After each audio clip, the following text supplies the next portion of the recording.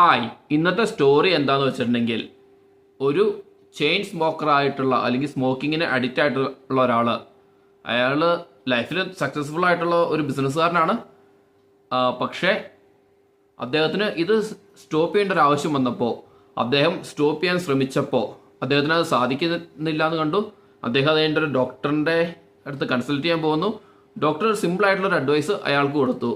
ആ അഡ്വൈസ് അയാൾ ലൈഫിൽ എക്സിക്യൂട്ട് ചെയ്തപ്പോൾ അദ്ദേഹത്തിന് അത് നല്ല രീതിയിൽ ആ സ്മോക്കിംഗ് ഹാബിറ്റ് കൺട്രോൾ ചെയ്ത് സ്റ്റോപ്പ് ചെയ്യാൻ സാധിച്ചു. അപ്പോൾ അതാണ് ഈ സ്റ്റോറി. ഇതിൻ്റെ ബേസ് എന്തെന്ന് വെച്ചിട്ടുണ്ടെങ്കിൽ എന്തെങ്കിലും ഒരു ഹാബിറ്റ്, അതിപ്പോൾ സ്മോക്കിംഗ് ഹാബിറ്റ് ആയിക്കോട്ടെ അല്ലെങ്കിൽ വേറെ എന്തും നെഗറ്റീവായിട്ടുള്ള ഹാബിറ്റ് നമ്മൾ നിർത്തണമെന്ന് തീരുമാനിച്ചിട്ടുണ്ടെങ്കിൽ നമ്മൾ ഒറ്റയടിക്ക് നിർത്താൻ നോക്കി കഴിഞ്ഞിട്ടുണ്ടെങ്കിൽ നമുക്കത് സാധിക്കത്തില്ല. കാരണം നമ്മുടെ ബ്രെയിൻ അതിനെ നല്ല രീതിയിൽ റെസിസ്റ്റ് ചെയ്യും. പക്ഷെ നമ്മൾ സ്ലോലി ഗ്രാജുവലി നമ്മളതിനെ ഓവർ പവർ ചെയ്ത് അതിനൊരു വഴി കണ്ടുപിടിച്ചത് എങ്ങനെ ബ്രെയിനിന് ഒരു ഒബ്ജക്ഷൻസ് വരാത്ത രീതിയിൽ നമുക്ക് എങ്ങനെ അതിനെ കൺവിൻസ് ചെയ്ത് നമുക്കതിനെ ഓവർ പവർ ചെയ്ത് നമുക്കതിനെ സ്ലോലി നിർത്താം എന്നുള്ളതാണ് ഈ സ്റ്റോറി. ഇതൊരു മെഡിക്കൽ അഡ്വൈസ് ആയിട്ടൊന്നും കരുതണ്ട. പക്ഷേ ഈ സ്റ്റോറിയിൽ പറയുന്ന ആ ഡോക്ടർ കൊടുക്കുന്ന അഡ്വൈസ് ഒരു റിയൽ ലൈഫ് സ്റ്റോറിനെ ബേസ് ചെയ്തുള്ള അഡ്വൈസാണ്.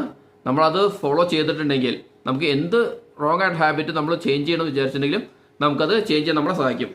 ഓക്കെ, സ്റ്റോറിയിലേക്ക് കിടക്കാം. സ്റ്റോറി ഇങ്ങനെയാണ് സ്റ്റാർട്ട് ചെയ്യുന്നത്.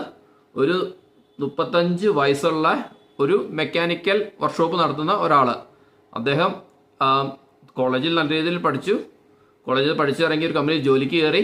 ആ ജോലിയിൽ നിന്ന് നല്ല രീതിയിൽ വർക്ക് ചെയ്ത് സ്വന്തമായിട്ട് ചെറിയ രീതിയിൽ വർക്ക്ഷോപ്പ് സ്റ്റാർട്ട് ചെയ്ത് കസ്റ്റമേഴ്സിന് നല്ല സപ്പോർട്ട് കൊടുത്ത് കസ്റ്റമേഴ്സ് നല്ല ക്വാളിറ്റി സർവീസ് കൊടുത്ത് ഓവർ ദ ടൈം വലുതാക്കി കൊണ്ടുവന്ന ഒരു ബിസിനസ് ആയിരുന്നു അദ്ദേഹത്തിൻ്റെ.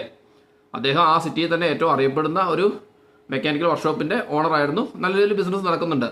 പക്ഷെ അദ്ദേഹത്തിൻ്റെ പ്രോബ്ലം എന്താണെന്ന് വെച്ചിട്ടുണ്ടെങ്കിൽ അദ്ദേഹം ഒരു കണ്ടിന്യൂസ് ചെയിൻ സ്മോക്കറാണ്.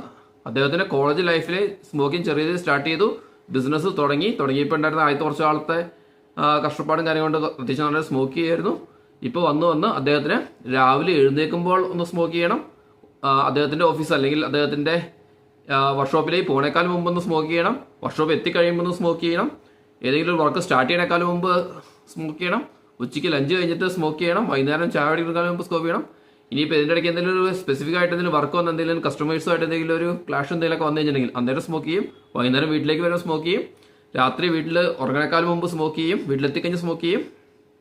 അങ്ങനെ പറഞ്ഞിട്ടുണ്ടെങ്കിൽ ഏകദേശം ഒരു ദിവസം ഒരു ഫുൾ പാക്കറ്റ് സിഗരറ്റ് അദ്ദേഹം തീർക്കുമായിരുന്നു.